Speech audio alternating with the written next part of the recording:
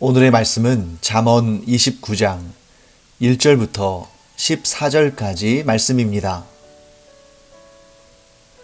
자주 책망을 받으면서도 목이 곧은 사람은 갑자기 패망을 당하고 피하지 못하리라. 의인이 많아지면 백성이 즐거워하고 악인이 권세를 잡으면 백성이 탄식하느니라. 지혜를 사모하는 자는 아비를 즐겁게 하여도 창기와 사귀는 자는 재물을 잃느니라. 왕은 정의로 나라를 견고하게 하나 뇌물을 억지로 내게 하는 자는 나라를 멸망시키느니라. 이웃에게 아첨하는 것은 그의 발 앞에 그물을 치는 것이니라. 악인이 범죄하는 것은 스스로 올무가 되게 하는 것이나 의인은 노래하고 기뻐하느니라. 의인은 가난한 자의 사정을 알아주나 악인은 알아줄 지식이 없느니라. 거만한 자는 성읍을 요란하게 하여도 슬기로운 자는 노를 그치게 하느니라. 지혜로운 자와 미련한 자가 다투면 지혜로운 자가 노하든지 웃든지 그 다툼은 그침이 없느니라. 피 흘리기를 좋아하는 자는 온전한 자를 미워하고 정직한 자의 생명을 찾느니라. 어리석은 자는 자기의 노를 다 드러내어도 지혜로운 자는 그것을 억제하느니라. 관원이 거짓말을 들으면 그의 하인들은 다 악하게 되느니라. 가난한 자와 포악한 자가 섞여 살거니와 여호와께서는 그 모두의 눈에 빛을 주시느니라. 왕이 가난한 자를 성실히 신원하면 그의 왕위가 영원히 견고하리라. 네, 먼저 오늘 본문 가운데 2절 말씀 함께 보겠습니다. 의인이 많아지면 백성이 즐거워하고 악인이 권세를 잡으면 백성이 탄식하느니라. 네, 우리는 나라를 사랑하는 사람들입니다. 자, 우리 이 나라 대한민국 오늘 6.25 기념일 아닙니까? 나라를 위해서 목숨을 걸고 싸운 사람들이 바로 이 나라 우리의 조상들이고 또 그 후손들이 이 땅에 살고 있습니다. 나라가 위험에 처하면 모두가 일어서고 또 단결하고 서로 힘을 모으는 것이 바로 우리나라 이 대한민국의 아주 큰 장점이죠. 그래서 우리나라처럼 이 나라의 일을 자기 자신의 일처럼 생각하는 나라는 흔치 않습니다. 어려운 일이 생겼을 때 모두가 다 힘을 합쳐 똘똘 뭉쳐서 그 난관을 극복하려고 노력하는 그런 것으로는 아마 제 생각에는 제가 다 모든 민족, 모든 나라를 다 아는 건 아니지만 이 나라 이 민족이 5손가락 안에 꼽힐 거라는 것을 확신합니다.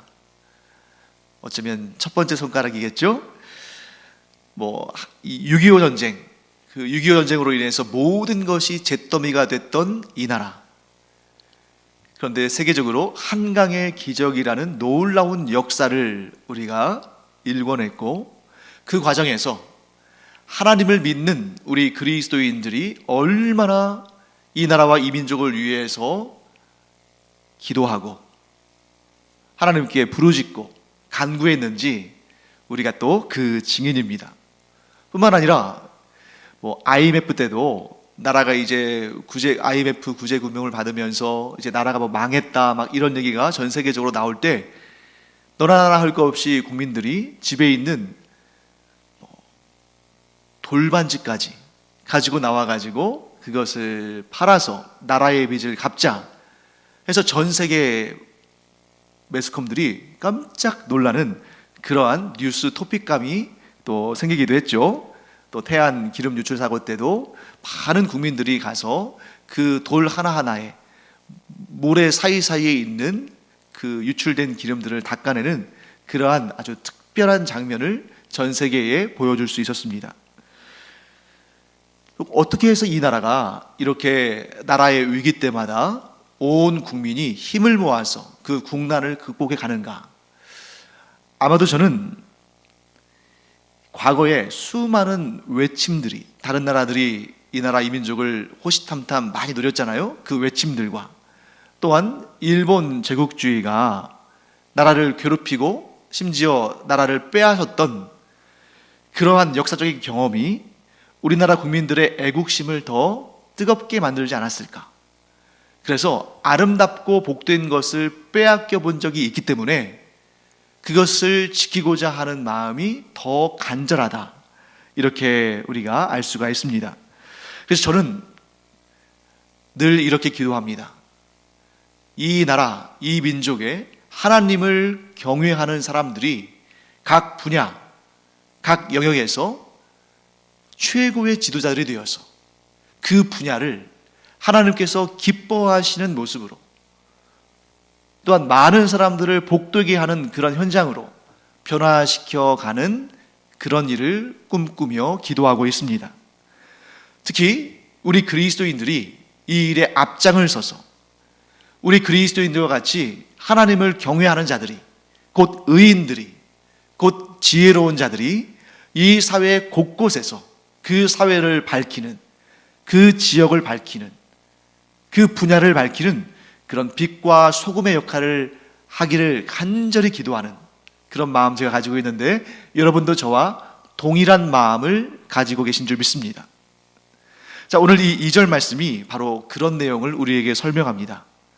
의인들이 많아질수록, 곧 하나님을 경외하고 하나님의 말씀에 순종하는, 오직 하나님만 섬기고 오직 하나님의 뜻대로 살기를 원하는 이런 의인들이 많아지면 그들로 인해서 나라의 온 백성이 즐거워한다 하는 그 말씀을 우리에게 전하고 있습니다. 자, 이 세상을 복되게 하고 이 세상을 즐겁게 하는 가장 확실한 방법, 오늘 2절 말씀이 말씀하고 있죠. 의인들이 많아지는 것. 자, 성경에서 의인은 어떤 자입니까? 완벽 무결한 자일까요? 모든 일에 있어서 흠 하나 없고 과실 하나 없는 그런 사람일까요? 아닙니다. 이 세상에는 흠 하나 없고 죄 없고 과실이 없는 그러한 사람은 존재하지 않습니다. 의인은 없나니 하나도 없다. 왜요? 완벽한 사람은 없는 거죠. 그러나 이 땅에는 의인들이 존재합니다. 그 의인들은 무엇인가요? 인간의 관점에서, 세상의 관점에서 완벽하고 무결한 그런 존재가 아니라 하나님 보시기에 의인들이 더 중요한 것이죠. 하나님 보시기에 의인들은 어떤 사람들입니까? 오직 하나님만 섬기는 사람. 그러니까 우상을 섬기는 것도 아니고 자기 자신을 섬기는 것도 아니고 돈을 섬기는 것도 아니고 하나님 외에 그 다른 어떤 존재를 섬기는 것이 아니라 오직 하나님만 섬기는 자를 하나님은 의인이라 하신다. 이런 의인들은 오직 하나님만 섬기기 때문에 하나님의 말씀을 자기의 삶의 등불로 삼아서 그 말씀이 인도하시는 대로 순종하며 나아가는 자들입니다. 이런 의인들이 많아질수록 그들로 인해서 나라는 즐거움이 가득 차고 건강해지고 행복해지는 것입니다. 그런 의미에서 볼 때 지금 저와 여러분과 저 이렇게 하나님께만 예배하고 하나님의 말씀을 읽고 듣고 묵상하고 실천하는, 물론 아직 완벽하진 않지만 그래도 우리 인생 가운데 최선을 다해서 하나님께서 기뻐하시는 순종의 삶을 살기를 원하는 사람들, 곧 우리와 같은 사람들이 의인이다. 내가 완벽해서가 아니라 완전하신 하나님만 섬기기 때문에, 내가 온전해서가 아니라 온전하신 하나님만 의지하기 때문에, 내가 강해서가 아니라 강하신 하나님의 보호하심 가운데 있기 때문에 우리가 의인인 줄 믿습니다.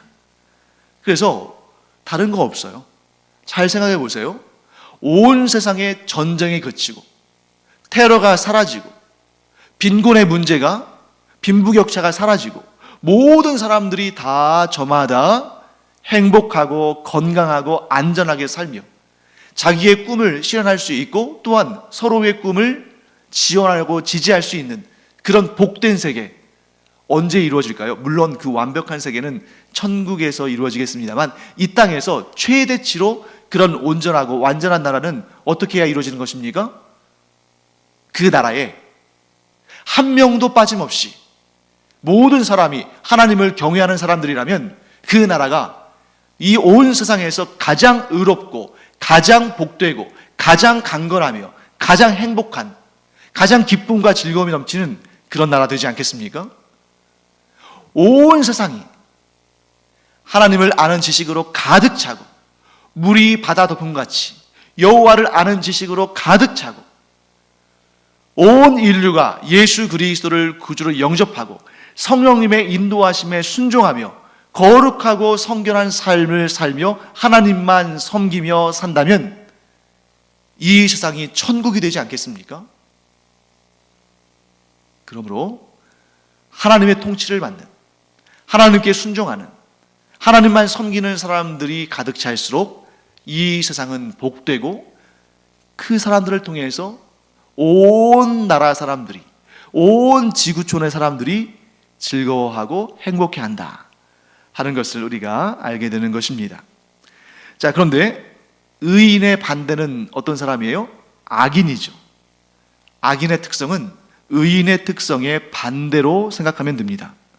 악인은 의인과 반대의 길을 가요. 의인은 하나님만 섬기고 하나님만 의지하는 자이지만 악인은 반대로 하나님만 섬기지 않는, 그러니까 돈, 명예, 또 쾌락, 또 이런 죄악, 이런저런 여러 가지를 즐거워하고 기뻐하지만 오직 하나님만 기뻐하지 않는 자, 이런 자가 악인 아니겠습니까? 하나님을 두려워하지 않는 자, 하나님을 경외하지 않는 자, 하나님의 말씀을 즐겨 하는 자가 아니라 하나님의 말씀을 싫어하는 자, 이런 자들이 악인인 것이죠. 이런 자들은 하나님의 말씀을 듣기를 원하지 아니하고 심지어 자기 자신이 하나님의 자리에 오르기를 원하고 하나님의 말씀을 듣는 것이 아니라 자기의 말이 하나님의 말씀처럼 힘을 얻기를 원합니다. 하지만 이런 악인들은 근본이 악하기 때문에 이런 악인들이 많아지면 백성은 탄식하고 나라는 위태로워집니다. 그렇기 때문에 우리는 이 시간 분명히 이 사실을 깨달아야 됩니다. 우리가 할 수 있는 최고의 애국은 하나님을 더욱더 잘 섬기는 것입니다. 우리 그리스도인에게 있어서 최고의 애국은 하나님을 더욱 잘 섬기고 하나님을 더욱 의지하며 하나님의 말씀에 더욱 순종하며 살아가는 것, 이것이 우리의 최고의 애국이고 우리를 통해서 이 나라의 모든 백성들이, 모든 국민들이 즐거워하게 될 것입니다. 사랑하는 성도 여러분, 이 나라를 위해서, 이 민족을 위해서 우리가 할 수 있는 것, 하나님만 믿고 따르며 그 말씀 위에 굳게 서고 또한 이 나라와 이 민족을 위해서 기도를 쉬지 않는 것, 이것이 바로 최고의 애국이고, 이렇게 하나님만 의지하고 하나님께 기도드리는 의로운 그리스도인들이 있는 한 이 나라와 이 민족은 하나님께서 지켜주시고 하나님께서 전쟁에 소음이 없게 하시고, 그래서 다시는 6.25 전쟁과 같은 그러한 끔찍한 전쟁이 일어나지 않게 하시고 우리를 더욱 부강하게 하시고, 그러나 물질적인 부강을 넘어서는 영적인 강국이 되게 하시는 그런 놀라운 역사를 하나님께서 이루실 줄을 믿습니다. 자, 그 다음에 우리 4절 말씀 볼까요? 4절, 왕은 정의로 나라를 견고하게 하나 뇌물을 억지로 내게 하는 자는 나라를 멸망시키느니라. 자, 오늘이 6.25라 그런지 더욱 이 나라와 관련되어 있는 잠언들이 더 눈에 들어오네요. 4절에도 의인과 악인의 구분이 나옵니다. 의로운 왕은 정의로 나라를 견고하게 합니다. 반면에 뇌물을 억지로 내게 하는 자는 나라를 멸망시킵니다. 자, 여기에서 대조하는 이 두 사람을 비교해 보겠습니다. 나라를 견고하게 하는 왕은 정의롭다. 반면에 나라를 멸망시키는 자는 뇌물을 억지로 내게 한다. 자, 우리가 이렇게 잠언을 읽다 보면 정의와 관련된 다양한 특성들 가운데 정의롭지 못한 것을 설명하는 그 가운데 뇌물이 등장합니다. 자주 등장해요. 이 뇌물이 뭐가 문제인가? 자, 뇌물은 불의한 것에 속한 것입니다. 그래서 이 뇌물과 관련해서 가장 불의한 자는 뇌물을 억지로 내게 합니다. 그러니까 뇌물을 뜯어내는 거죠. 뇌물을 억지로 내게 하는 자가 가장 불의한 자고, 그 다음으로는 뇌물을 은근히 바라는 사람입니다. 억지로 내게를 하지 않는데 은근히 바라면서 그것을 은밀하게 요구하는 거죠. 그 다음으로 불의한 사람은 주는 뇌물을 못 이긴 척 받는 사람입니다. 자, 이 뇌물과 관련된 사람들 정도의 차이는 있지만 모두가 다 불의한 사람들이다 하는 것을 우리가 알 수 있죠. 그런데 이 불의는 점점점 더 커져가는 습성이 있습니다. 바늘도둑이 소도둑 되는 것처럼 작은 뇌물을 맛본 사람은 결코 거기서 그치지 않고 점점 더 큰 뇌물을 바라고 심지어 그것을 부당하게 억지로 내게 한다는 것이죠. 그러다가 최종적으로는 그 뇌물을 밝히는 사람은 나라까지도 팔아먹는다. 반면에 의로운 왕은 어떻습니까? 정의로, 옳은 것으로, 하나님께서 기뻐하시는 것으로 나라를 다스리니까 정의로운 왕이, 곧 왕이 정의로 나라를 다스리면 나라가 견고해지지만 뇌물을 억지로 내게 하는 불의한 자들이 득세하면 나라가 무너진다, 멸망한다 하는 것을 우리가 알게 되는 것이죠. 자, 그렇기 때문에 우리가 나라를 위해서 기도할 때 이 잠언 내용들을 가지고 기도할 수 있겠죠. 하나님, 오늘날은 왕은 없지만 대통령을 비롯해서 장관들과 정부 각처의 지도자들과 국회의원들과 지방자치 단체장들과 하다못해 이러한 읍, 면, 리 단위의 그러한 이장에 이르기까지 이 나라의 일을 맡아보는 사람들이 정의롭게 되기를, 또한 우리의 자녀들이 어려서부터 경건하고 정의롭게 자라므로 그들이 사회 각 분야에서 정의로운 왕 같은 하나님의 사람들로, 왕 같은 제사장들로 그 자리에 서게 되기를 우리는 기도해야 할 것입니다. 자, 그 다음에 5절과 6절 말씀도 한번 보겠습니다. 5절, 이웃에게 아첨하는 것은 그의 발 앞에 그물을 치는 것이니라. 6절, 악인이 범죄하는 것은 스스로 올무가 되게 하는 것이나 의인은 노래하고 기뻐하느니라. 자, 5절에는 그물이 나오고 6절에는 올무가 나오죠. 이 두 가지는 무엇에 대한 상징적 표현입니까? 네, 함정을 의미하는 것이죠. 그런데 먼저 이웃에게 아첨을 하는 것은 그 이웃의 발 앞에 그물을 치는 것이다 라고 말씀합니다. 곧 그 이웃을 악에 빠지게 하는 행위다 하고 말하는 것입니다. 자, 방금 전에 우리가 뇌물에 대해서 공부했잖아요. 아첨과 뇌물은 비슷합니다. 유사한 특성을 갖습니다. 그것은 뭐냐면 뇌물도 그렇고 아첨도 그렇고 그것을 받는 자가 곧 함정에 빠지게 된다는 것이죠. 자, 아첨을 하는 것 자체도 하나님께 책망을 받을 일입니다. 그런데 그 아첨에 빠져드는 것도 하나님께 책망을 받을 지혜롭지 못한 일입니다.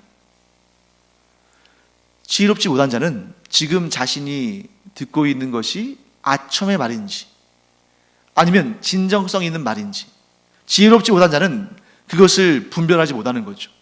하지만 지혜로운 자는, 하나님께서 주신 지혜와 분별력이 있는 자는 지금 상대방이 나에게 말하는 것이 진정성 없는 아첨인지 혹은 나를 함정에 빠뜨리려는 그러한 아첨인지 아니면 진정성 있는 칭찬과 축복의 말인지를 분별할 수 있어야 한다.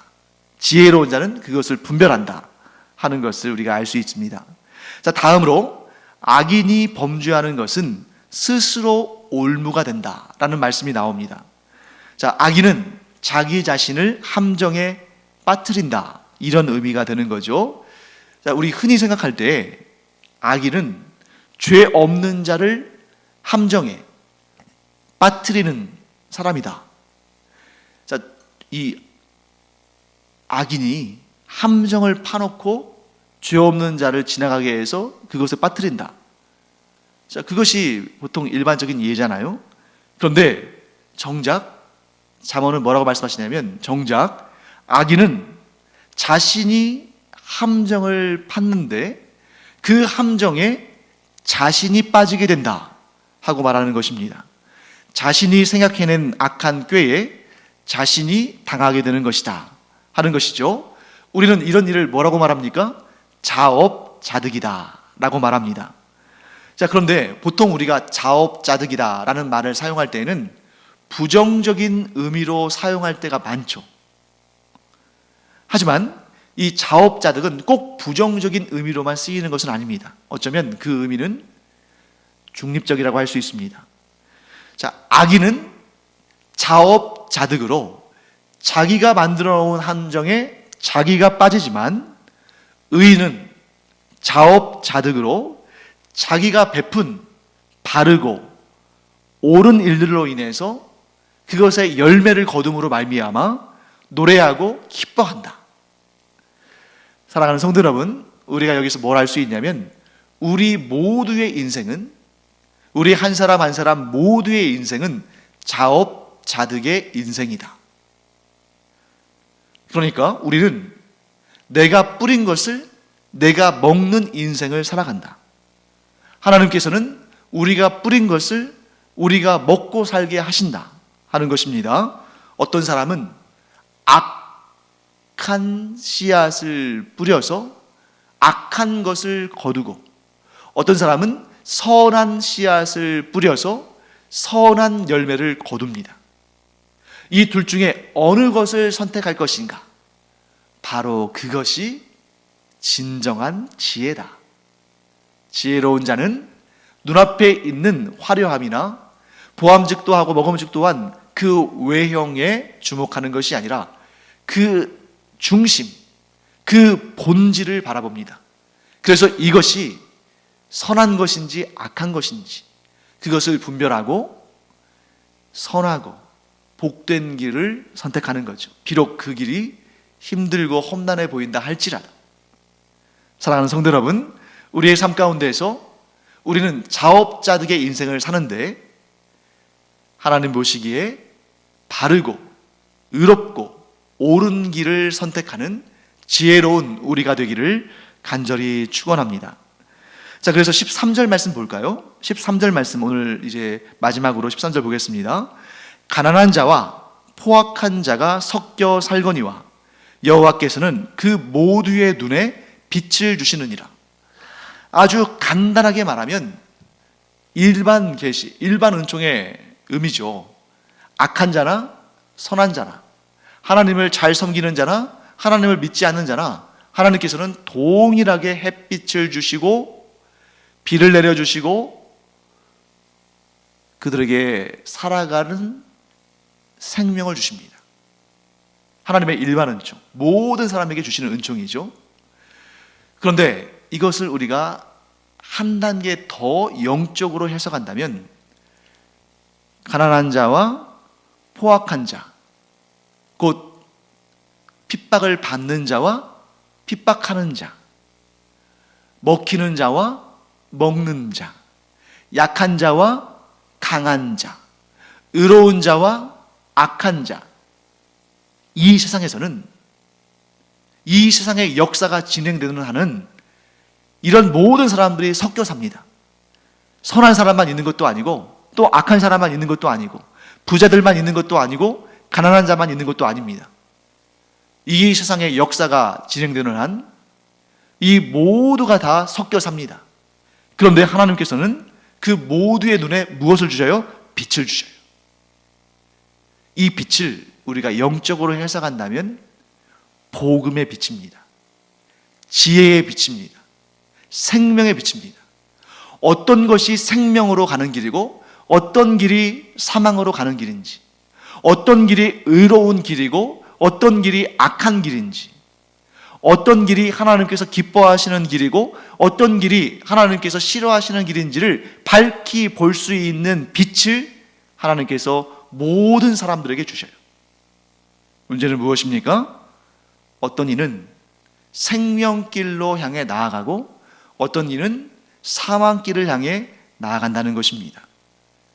그래서 이 땅에 사는 동안에는 하나님께서 그 빛을 비춰주시면서 각자 선택하게 하시는데, 이 땅을 사는 동안에는 사람들이 저마다 자기가 좋은 대로, 자기 소견에 옳은 대로 살다가 그 즉각 하나님의 심판이 없으니까 마치 하나님이 계시지 않는 것처럼, 하나님의 심판이 존재하지 않는 것처럼 그렇게 살다가 인생의 종말을 맞이하는데, 그때 어떤 이는 이렇게 후회하게 되는 것입니다.